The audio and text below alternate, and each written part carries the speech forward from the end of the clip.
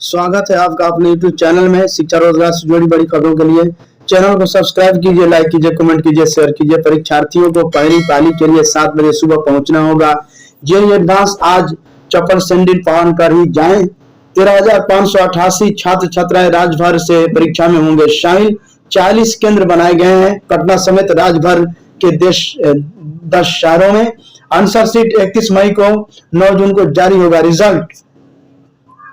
JEE advance answer sheet response sheet website पर 31 मई शाम 5 बजे जारी की जाएगी। आंसर की 2 जून सुबह 10 बजे जारी की जाएगी।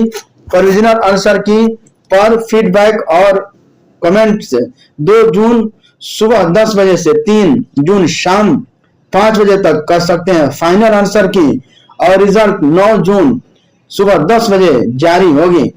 दाखिले की प्रक्रिया 10 जून से शुरू होगी।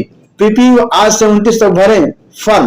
परीक्षा फॉर्म पाटलिपुत्र विश्वविद्यालय पीजी वोकेशनल सेमेस्टर 2 2023 से 25 और फोर्थ सेमेस्टर 2024 से 26 में परीक्षा फॉर्म 26 से 29 तक ऑनलाइन भरे जाएंगे। जनरल और BC2 कैटेगरी के छात्र को 1520 रुपए का भुगतान करना होगा। वहीं अन्य आरक्षित वर्ग को 940 रुपए शुल्क देना होगा।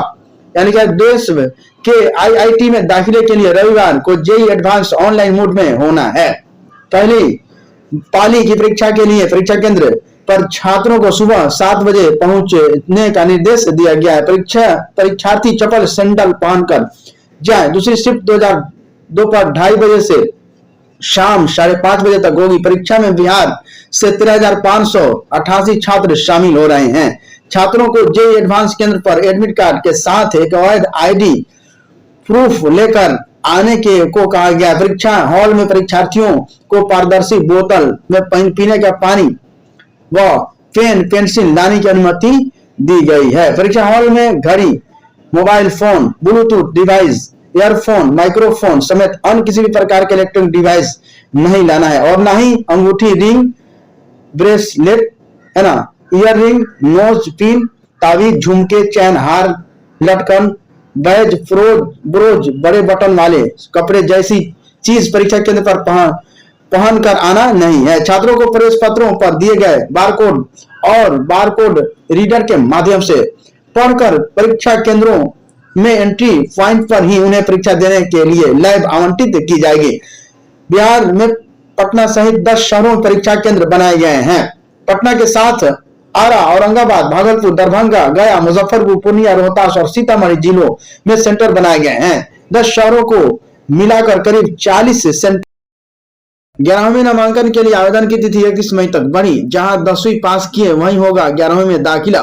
परीक्षा समिति ने कहा है कि 11वें में नामांकन उसी विद्यालय में लिया जाएगा जहां से 10वीं परीक्षा में उत्तीर्ण हुए हैं। यदि किसी विद्यार्थी ने 11वीं कक्षा में नामांकन के लिए उस सरकारी विद्यालय का विकल्प नहीं दिया है जहां से उसने 10वीं कक्षा की परीक्षा उत्तीर्ण हुआ है, तो भी उनका नामांकन उसके मूल्य सरकारी विद्यालय में ही उसके ऑनलाइन आवेदन में दिए गए प्रथम विकल्प में अंकित संकाय में किया जाएगा। अगर किसी सरकारी विद्यालय में नामांकन के लिए किसी खास संकाय की उपलब्धता नहीं है तो शिक्षा विभाग द्वारा संकाय की उपलब्धता सुनिश्चित की जाएगी। विशेष व कंपार्टमेंटल परीक्षा दिए विद्यार्थी भी कर सकते हैं आवेदन। परीक्षा समिति ने कहा है कि माध्यमिक कंपार्टमेंटल सब विषय परीक्षा 2024 में परीक्षा फल मई के अंतिम सप्ताह में प्रकाशित किया जाना संभावित है। अतः उक्त परीक्षार्थी में उत्तीर्ण विद्यार्थी 11वीं कक्षा में नामांकन के लिए निर्धारित अवधि के दौरान ऑनलाइन आवेदन कर सकते हैं। बिहार विद्यालय परीक्षा समिति ने 10वीं कक्षा उत्तीर्ण विद्यार्थियों के लिए 11वें नामांकन के लिए आवेदन तिथि 31 मई तक बढ़ा दी है।